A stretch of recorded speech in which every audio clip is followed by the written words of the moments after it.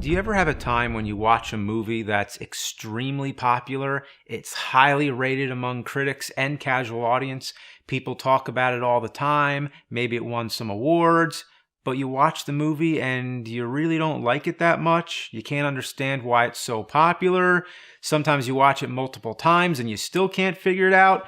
Well, that happens to me too. So I want to talk about the popular films where the majority's rating is higher than where I would rate it. I want to love these movies. I'm a movie guy. I like to be able to appreciate quality films. That's important to me. And usually I agree. Many of the films that are on my top favorites lists are widely considered to be some of the greatest films of all time, like Vertigo, Jaws, The Good, the Bad, and the Ugly, One Flew Over the Cuckoo's Nest, and many more. But whenever I don't agree with a popular film, I always give it another chance and try my best to understand what makes it so celebrated. But sometimes, even after multiple viewings, I still don't get it. And it doesn't mean I don't like the movies, I just don't love them as much as most people do. I know whenever someone has a different opinion about a popular film, there's certain people who get angry about that, like, how dare you say something bad about this sacred film? Hey, if your favorite movie is on this list, that's a compliment. I wouldn't be talking about it if it wasn't already so popular. The majority of people already agree. You've won, okay? So you've won.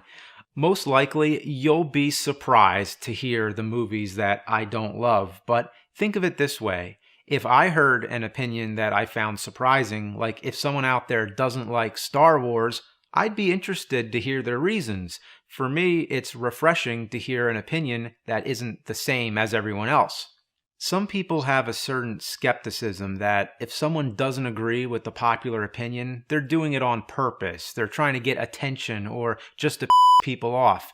I'm not trying to anyone off. That's never my intention. I'm actually trying to reach out to the people with minority opinions and say, hey, someone out there agrees.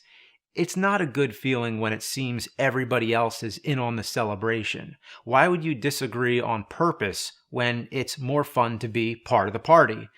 Also, they're just opinions. I say I'm a movie guy, but that doesn't mean I have any extra authority. That doesn't mean my opinions are more important than anyone else's.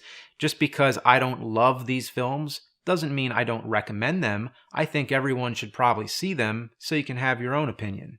Lots of people love IPA beer. I think it tastes bitter. I hate bitter. But I like people who like IPA beer, so you can drink it all for me. So here's my top 10 movies I don't get. I won't go into too much detail or talk about the plots. I assume most people know all about them already. There's no clear ranking system. I'll try to put them in order of how popular the film is versus my own opinion. So the more distant I feel, the more confused I am, the higher on the list. So here we go. Number 10, Citizen Kane. This is lower on the list because I actually do get why it's so important. It pioneered lots of filmmaking techniques. The story is told in a non-linear way with many flashbacks. There's a shot where it zooms into a photograph which comes alive as a cool way of entering a new scene. There's a scene where someone says Merry Christmas and then it jumps ahead in time to him saying Happy New Year in a completely different year. So it invented all these neat transitions to get from scene to scene. But despite all of that, I just don't find the story interesting. Even though it encompasses the entire lifespan of its main character, I just don't connect with this character in any way. I mean, it's about the newspaper business, not something that really fascinates me that much. The reason it makes it onto my list is because film critics and teachers have traditionally called it the #1 greatest film of all time, including the American Film Institute. It's always the #1 film. I went to film school, and let me tell you, I've had lots of professors tell the class that this is, in fact, the #1 greatest film of all time. They really shove this movie up your ass. So maybe you can understand why I feel some resistance to it.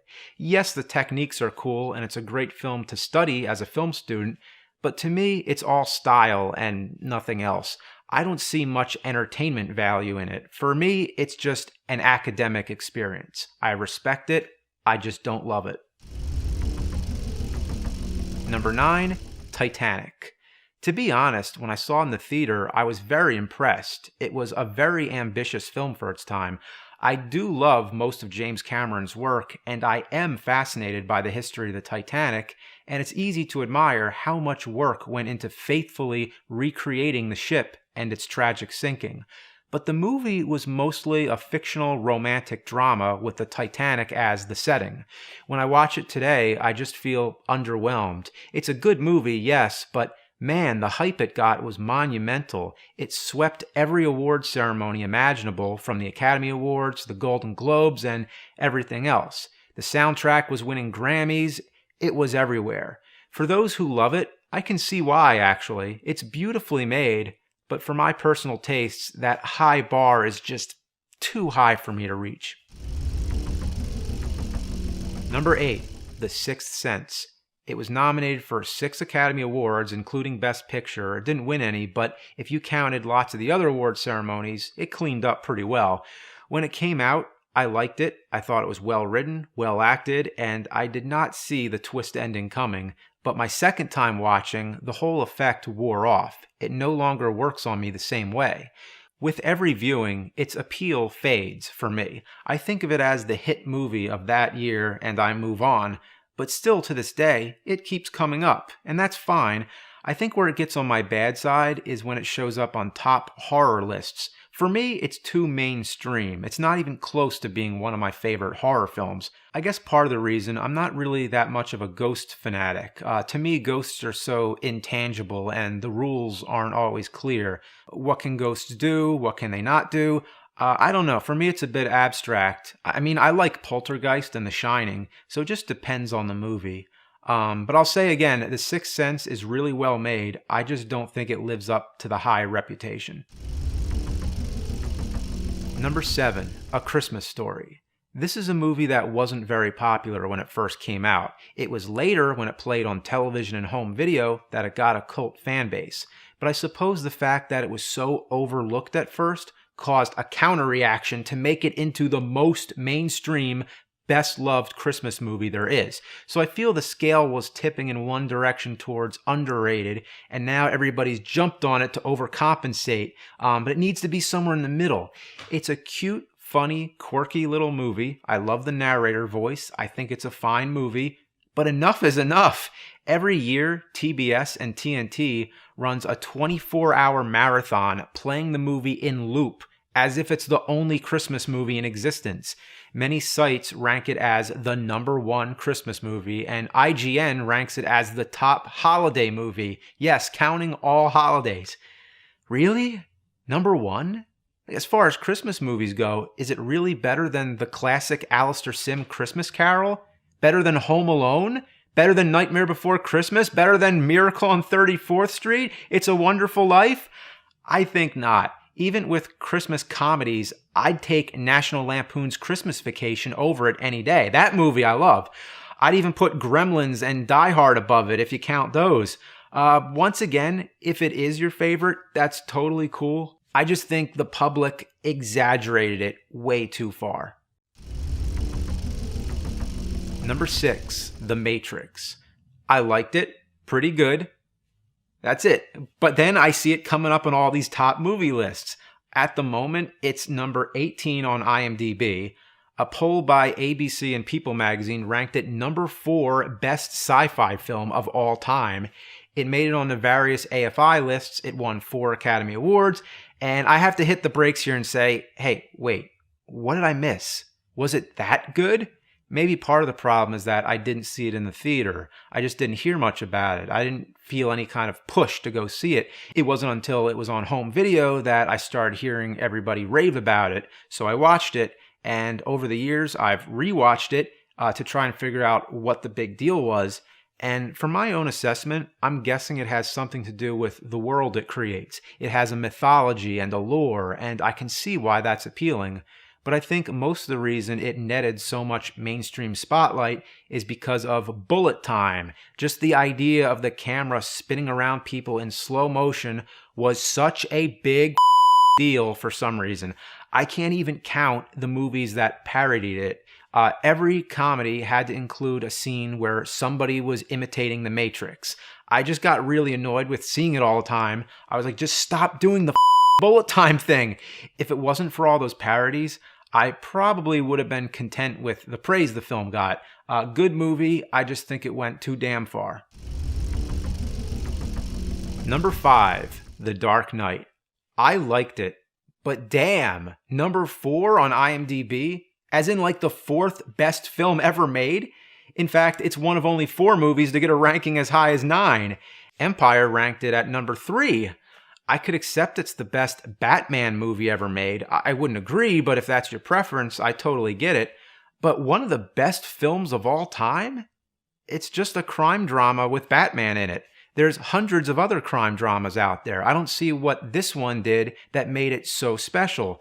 I think of it as a movie with some really good kick-ass scenes. I love when Batman is chasing down the Joker and flips the truck. I love when he's interrogating the Joker. Basically, I love all the scenes with the Joker, but a large percent of the film is without him. I don't care as much for all the stuff with Harvey Dent, and the whole part where Batman goes to Hong Kong to bring back that guy Lau, I thought was flat out dull. I actually find certain portions of this movie to be boring and wish it was cut shorter. To me, lots of the tone and dialogue comes off as pretentious. It just sounds like they're trying so hard to make it so serious and escalate it to a higher art. I've rewatched it several times and I still don't see a whole lot more than just Batman fights the Joker, Joker corrupts Harvey Dent, Dent dies, Joker gets caught, etc. What is the deeper meaning, and why does that deeper meaning beat out so many other films, all with deep meanings? Many people analyze the themes, but I don't see how you can't analyze tons of other films the same way and find just as many themes. What about the themes in Star Wars? Number 4, Pulp Fiction.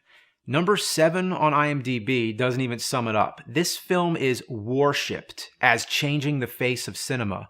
Personally, I thought Reservoir Dogs was better, and that came out first. Why couldn't that be the one that broke grounds? I love most of Tarantino's films, but surprisingly, Pulp Fiction is actually one of my lesser favorites. It just doesn't do much for me. I'm ashamed to admit it. I was a film student and I took Saturday and summer classes in the 90s when this film was fresh. And even then, film professors were raving about it. We actually studied scenes from it and analyzed them shot for shot. We studied the script and matched parts of the script with shots of the movie. So you can't say I haven't seen it. I've analyzed the hell out of it. I've read articles explaining why it's so great. And I've always thought it's just a decent movie. Obviously, it's a cultural phenomenon. It did something right, but I'm still looking here. I like when they're talking about the burgers, all that, but I just don't see anything deeper. There must be something there. I just haven't found it yet. Number 3, The Godfather Part 2. I'm sorry, I didn't do it on purpose. I wish I loved this movie like everyone else. My family's Italian. I'm supposed to love it, but I don't. I think I can understand why the first Godfather is important because it was the first big movie to deal with organized crime and the mafia. And Marlon Brando is iconic. Just looking at him tells you a lot about his character. But without him, and now that we're on to the second movie, I don't see what it did that was so revolutionary. It's one of few movie sequels to get this kind of praise. It swept the Academy Awards, including Best Picture. Sight and Sound puts it in the top 10. It's number 7 on Entertainment Weekly, number 3 on IMDb, number 1 in TV Guide. Everyone loves this movie. Crime dramas, man. I guess that's what it's all about. All other genres have to bow down to crime dramas. I mean, if you like crime dramas, that's fine. So do I, sometimes. But what about Goodfellas? I like Goodfellas better than any of the Godfathers. What about Scarface with Al Pacino? I love Scarface. It's in my top 50 favorite films. But Godfather 2 does nothing for me. Number 2, Donnie Darko. I had the luxury of seeing this movie without the hype. The fact is, when it came out in the theaters, it didn't have any hype. It had a limited run. It was barely advertised. Most people never heard of it until it came out on video. And I was among the first generation to discover it. I found it purely on my own. I was in the video store. I saw the VHS box with that weird, creepy rabbit on the cover, and I thought it must be some horror movie. And sometimes I like watching garbage. So that was what I was in the mood for. I took it home, I watched it, and it was not what I expected at all. I had no idea what I was watching. It didn't make any sense. So I moved on and forgot about it.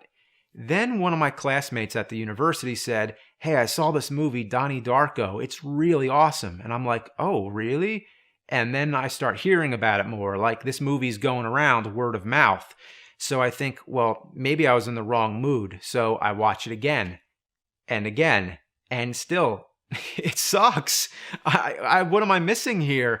I know people like that it doesn't make sense, that you could interpret it different ways. People like to analyze it.